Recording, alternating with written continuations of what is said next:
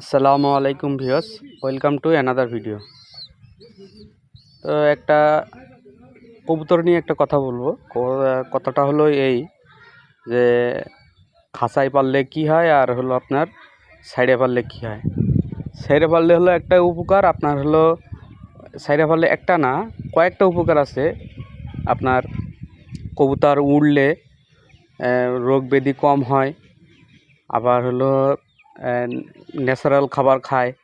ওই যে এখন মনে করেন ওরা যে ঘাসের থেকে একটা খাবার খাচ্ছে, গাছের সম্ভবত গাছের একটা মূল কি একটা ফুল ওরা খায়, এতে গুটি গুটি ফুল হয়েছে এইসব গাছে, সেটা আপনার দেখায়।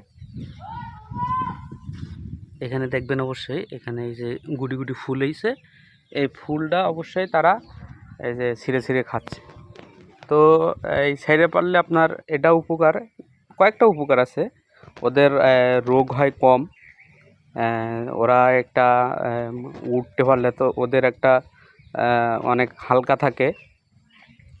আর গরমের সময় অবশ্যই আপনারা হলো কবুতরকে কখনো এই তেল জাতীয় খাবার খাওয়াবেন না। আর যখন বাচ্চা হবে, বাচ্চা বেবি 1-2 দিন 3 দিন বয়স, সেই সময় একটু নরম জাতীয় খাবার দেওয়ার চেষ্টা করবেন। তো আল্লাহ হাফেজ। যে যেখান থেকে দেখতেছেন আমাদের চ্যানেলটি সবাই সাবস্ক্রাইব করবেন।